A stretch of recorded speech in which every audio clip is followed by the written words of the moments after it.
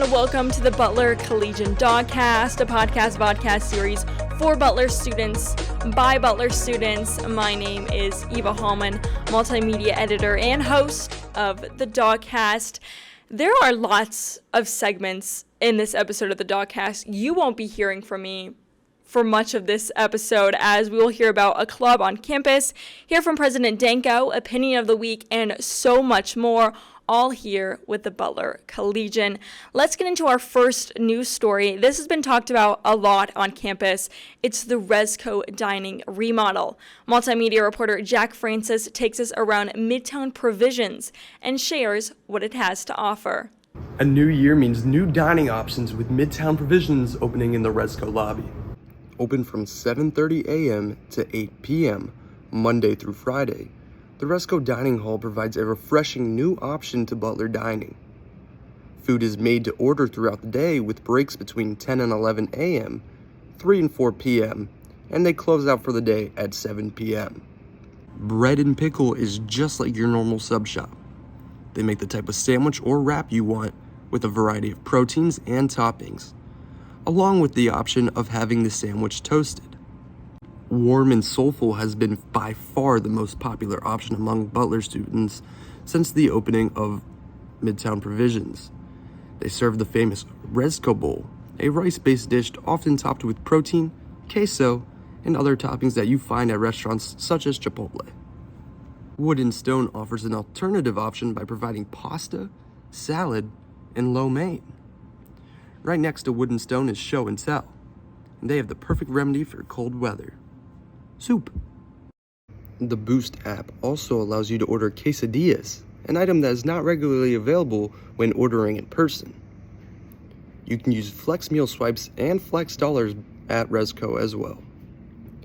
Along with these new meal options, snacks and candies line the shelves for those who have a sweet tooth.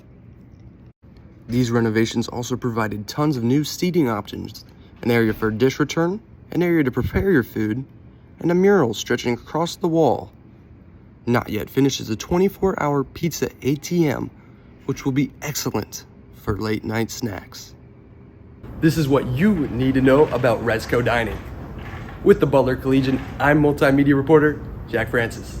Thanks, Jack. Be sure to check out the newsprint story about the Resco Midtown Provisions, and you can see all the more details about this particular remodel. We will learn more about another news story later on in between segments. So a lot has happened recently with Butler athletics. Teams are dipping into conference play. Some are out of season, some are starting in season. So it's a good thing that multimedia reporter Aaron Rhodes has the latest highlights. It's the Butler Collegian Sports Report. Take it away, Aaron.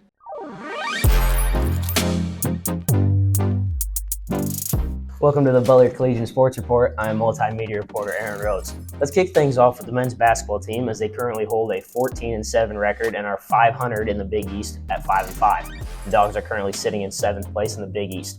In the most recent game, the Dogs knocked off Villanova 88-81 in front of an electric home crowd. The Dogs are back in action on February 2nd against Creighton. Unfortunately, the women's basketball team is having a rough go of it. They currently hold a 9-11 record and are 1-8 in conference play. The Lady Dogs were knocked off by Marquette 59-48 in their most recent matchup.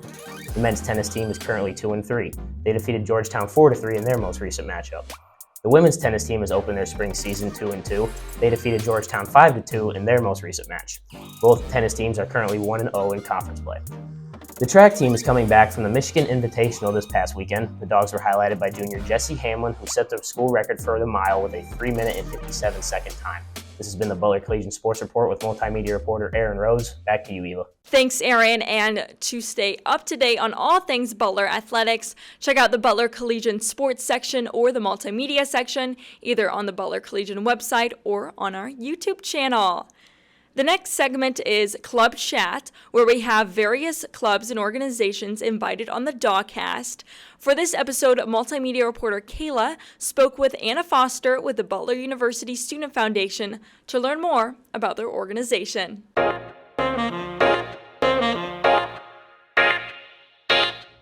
Welcome to Club Chat, where we learn about the various clubs and organizations here on campus.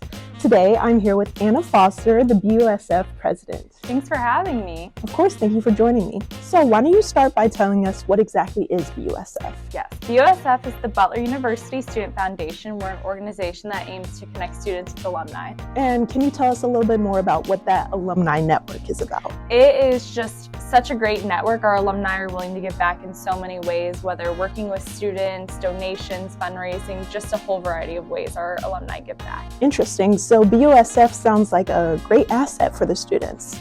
And what kind of events do you guys put on? Yeah, so we help with homecoming. We also put on Bulldogs Connect. We host dinners with 10, and then we will host talks and chats on campus occasionally. Excellent. And how can students get involved if they're interested in joining? We do our recruitment period in the fall, so come see us at block party. Then we have a call-out meeting, which leads to an application and interview process. Well, thank you so much for telling us about BUSF, Anna. It's been a joy. Of course, thank you. And I'm Kayla Campbell with the Butler Collegian. Back to you, Eva. Again, thank you, Kayla and BUSF, for sharing more about this incredible organization here on campus. You can find them on social media at Butler BUSF. Now let's get into our next news story, which surrounds a popular and historic building on campus. And no, it is not Jordan Hall. Dean of Libraries Josh Petrusa and other library staff have worked with a team of architects from Ratio Designs to begin developing a vibrant future for Irwin Library. Petrusa said Ratio Design was chosen to help envision a future for Irwin because of their experience with higher education buildings and academic libraries. Similarly to Irwin, DePaul University worked with Ratio to renovate their Roy O. West Library to provide students with the educational tools they need and a more accurate reflection of DePaul's mission. To find out the details about the future of Irwin Library, check out Haley's story online at the Butler Collegian. Our next segment here is This Month with President Danko, where we learn more about what is happening in C-Suite. What are the president's plans and how are they going to be implemented here on campus? I sat down with President Danko to discuss some things happening on campus and in C-Suite. First off, President Danko announced the hiring of a new athletic director, Grant Leyendecker. Let's hear his thoughts on the hiring process. During the month of December, we had a number of candidates applied.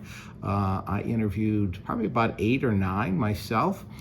There were some outstanding people in the pool, so it was very much a attractive position for people out there. But at the end of the day, Grant clearly was the person that stood out. And President Danko has a Board of Trustees meeting soon that he says there are lots of topics on the table. The topics on there, a couple big ones. One, Gateway, to bring the board up to date on where we're at with that and have some discussions about that. The other big project, and I have to give my wife Bethany a shout out for this, she's been overseeing a sustainability development plan, and we are going to present the board with an update on where we're at with thinking about the climate action plan and sustainability for our campus. Thank you, President Danko, for sitting down with me to talk about some of the things happening behind the scenes on Butler's campus.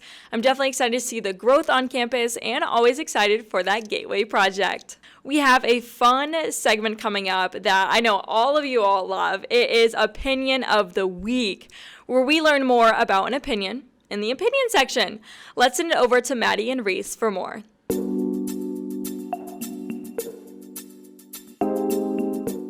Thank you, Eva. My name is Reese Butler, and unfortunately today I am missing my Maddie Wood, but this is Opinion of the Week. This week we have 2 stories, one from Sadia Khatri and one from Aiden Harper-Smith. Sadia is diving into the world of DEI initiatives and discovering why such a widely thrown around acronym often doesn't lead to the real life change that we're expecting. The next piece is Aiden's. Aiden is talking about study abroad, something that tour guides and staff alike often advertise to their students. But is it really an option for every student? Learn more by reading about these stories in print or online at thebutlercollegian.com. Back to you, Eva. To read the opinion columns this week, read online or pick up a print copy. Thanks again, Maddie and Reese. This week is jammed packed with events and activities, so it's a good thing that multimedia reporter Drew Ellis shares the top 3 things you need to know about this week and weekend. Thanks, Eva. We sure do have a fun week in store.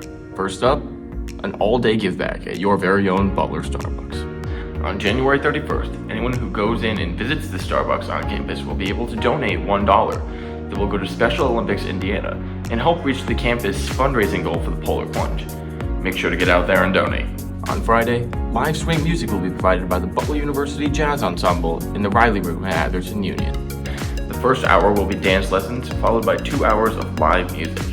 This event will charge $7 a ticket, with all proceeds going to the Butler University Jazz Ensemble. To cap it all off, we have the official 2024 Polar Plunge. This Saturday, people will be gathering outside of the Health and Recreation Center on campus to jump into frigid waters, all in support of the Butler Ambassadors for Special Olympics. Sounds like a great week ahead of us. Be sure to get out there and make the most of it. We'll send you right back to Eva for more news. This has been Drew Ellis. Thanks, Drew. It sounds like a very fun week and weekend of events. Be sure to go check out Polar Plunge this weekend. The weather has been ever-changing, but it looks like we are out of the negatives for now. Let's look at the forecast for this week. The lowest we will see is 28 degrees, and the highest is 50. Mostly cloudy and sunny all week. Next week is looking pretty rainy, so enjoy the outdoors as you can. Well, that concludes the 5th episode of the DAWGCAST. We saw so many fun segments in this episode. Thank you so much for listening or watching. Again, you can find this segment on Spotify or YouTube currently. Again, check out the Butler Collegian this week for all things sports, news, culture, and opinion and multimedia. This has been your host, multimedia editor Eva Hallman, and I will see you all next time.